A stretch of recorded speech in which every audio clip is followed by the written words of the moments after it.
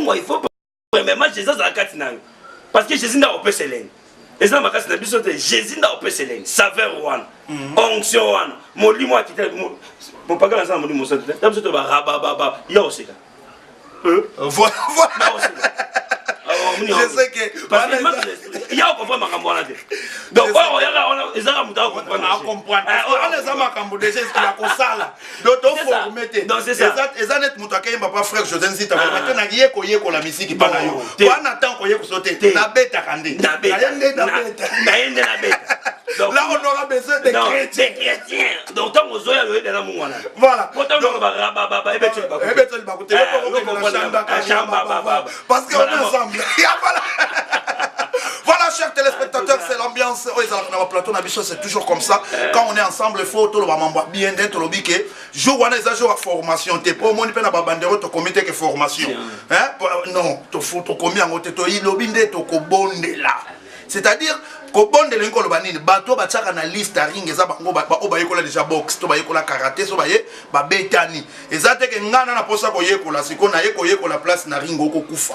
C'est pourquoi to lobi to boyote na ifungwa makuna toza prêt ya koyamba na état nyonso pe to kobondela pe to ko yambisa yo Yesu mena bitumba ya jour wana ezosenga pena de bouche to sangisi minoko to sangisi matoi to mati penza mbasali nini ayoki biso. Là je dis merci à ce qu'on appelle centrale monteur d'excellence petit nanga image yo yebi. Alors tolanda le frère José Nzita nini alobi pona solo bake eza déjà makambo bandi. Donc au moins dimensionné toi boy si to biso to a déjà na triomphal to bandi déjà d'auto bandi.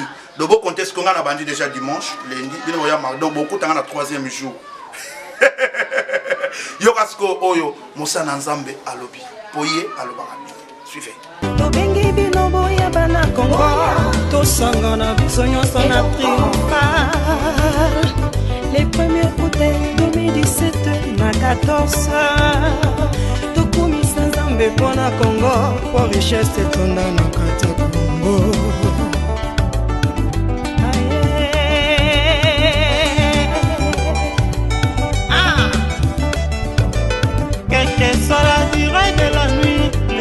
Apparaîtra en haut, Yeshamacha Telemi Pona Kokata Likambo ya Congo.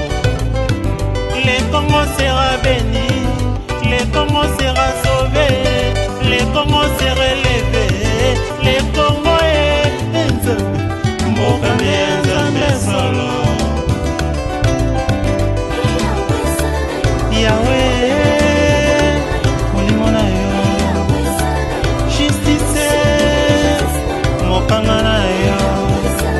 Yahweh, Yahweh, Yahweh.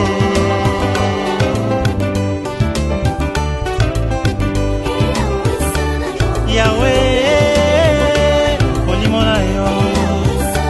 Justice, Mokangana yo. Yahweh, Yahweh, Yahweh.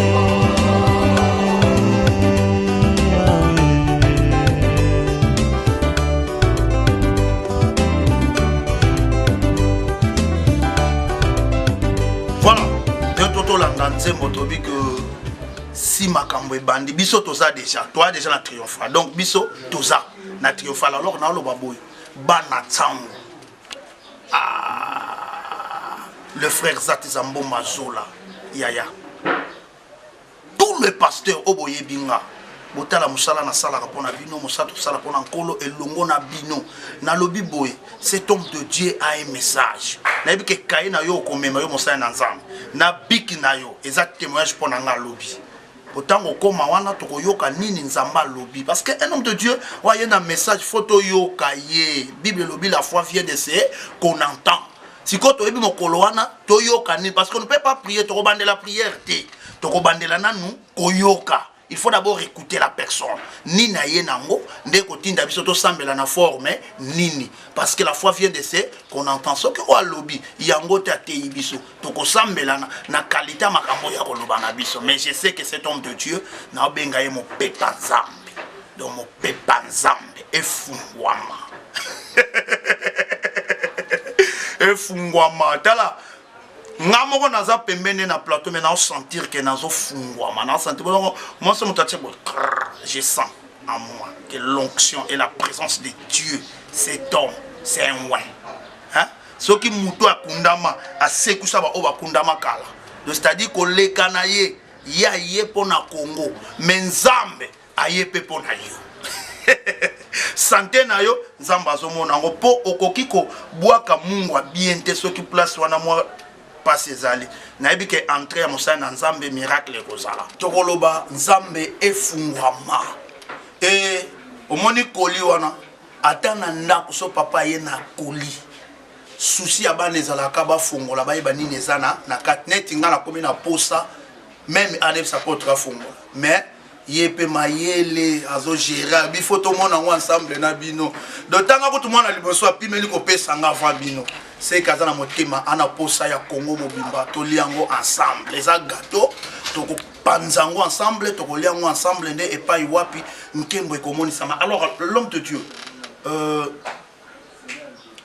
question moko ya mukie mais à profond na lingi na ye likambo olobi awa etali biso ba chrétien to élevé Jésus mais est-ce que ozobosana ke bato wana pe baza ba chrétien te bakosa la paix réunion ko ba déstabiliser eloko yo kosala ngana moni to benga bango kaka pour ceux qui ba sali réunion na koe moko boy biso to na koe moko boy défi kozala makasa ngana bangi na ebite po yo na mono banga noti mais ngande na part na ngana bangi mwanda ngana banga eloko te parce que c'est eloko nzambe. Amen.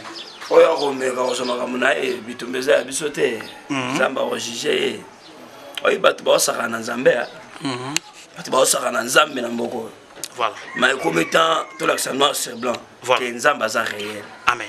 Dieu est réel. Amen.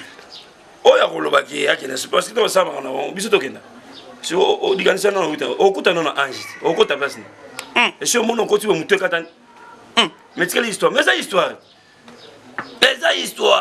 pe na bi mapinga na biso ba makasi jamais on saba alors mapinga na biso ba makasi la police na biso ya makasi ba kozala na pendant ko sécuriser place et lokama bezate au somme d'abono ya ndoko na comme bitum oh normalement ça problème mais ça pas problème ba bi que fait tu ça pour na ba tel yo sugo et ça la rate oh les invitations et ça uniquement pour na ba chrétien to bon ndinga mabeti mais bazongi na nzembo ya frère na biso José Nzita asali feti bato abengisi baboyi na bango koya alambi biloko baboyi nde mokonzi abimi libanda abengi ne baleki nzela ba fete siko bango babi bango bakozalaka après soki ba chrétien bandimeli te bango bakoti siko yango na bila foi vient de se connaître siko yo papa okoloba nini po biso to ndima. Vous savez et le roi l'engeloba tout simplement na ba peuple israélien israélite donc bango yeso ayepona bango voilà bango abona bango ndenge biso atoboya ndenge biso bakete to mais ce qui est sûr molimo na nzambe loba ba chrétien baza papa bakoya ba chrétien komona ba kristo ya papa la biso mutombo voilà Bethel papa na biso Kiziamina papa na biso Mukuna malgré tout na famille ba problème sans caractère et ça normal mais le but que yo mpa yo sani oya kota ba eza ya biso kota to ranger pour kozala te voilà mais bon bazati bon tinda banate Tonton dit c'est le roi triomphal et la plein craqué. Amen. Qui vivra vers Amen. Bon puissance ensemble. Voilà pour la bonne non le après ça on m'a Yesu telema. Yesu lobae. Bisoto yoka. Message n'a pas lancé na ba Christo nyonso. Donc mukolo mardi le 1er août donc biso to kutana kuna à partir déjà à 14h30 ba 15h date au démarrer. Donc ba ya ebele. Et puis deuxième message, ils apprennent à soutien. Voilà. Mon ton Zamba Simbi, à tout ici mon thème, à soutenir à porter. Oui, surtout vraiment c'est vraiment important. Toi mais quand on a la place voilà. Donc soutenir na solo, na matériel ainsi de suite. Et Zamba na lola kozwa lokumu. Et puis aussi ça quand même beauté, faut un peu ça quand même beauté. Na bande ko ba solo bazola na biso. Na pesi beauté na maman nga Emily. Maman Emily kuna vraiment na Liège en tout cas. Zamba na lola pambola. Ya Jimmy, obége frère Jimmy Ndassani Makambo. Oh, donc Papa Jimmy. Papa Jimmy, à soutenir Nzambe. amona yo donc à soutenir vraiment bato baboyi combat plus de kweya eza ba papa Jimmy wana donc bato pena bato ba bipoya na basimbi ba Jacques Mulangu ba papa na biso Jacques Mulangu na mama na biso babatela ko aïe aïe aïe aïe ba frère na biso Job ba maman biso ba sœur na biso Rebecca ba maman Elisabeth donc bango pena baboyi combat nzambe oui pour ça na bundisa ki makasi mais bango basimbi surtout frère Jimmy atiango pena bo atomboli yango atipe na Jésus mune nango satana wo alali eko Pesa bato batalaka kombo Jésus. Ba batalaka kombo Jésus. Bazala bato basimba. Mettre ma papa Jimmy ba basimba. C'est-à-dire que basimba ko bouger te. Baba ça non basimba non osumira. Satana 100 mètres. 100 mètres. 100 mètres.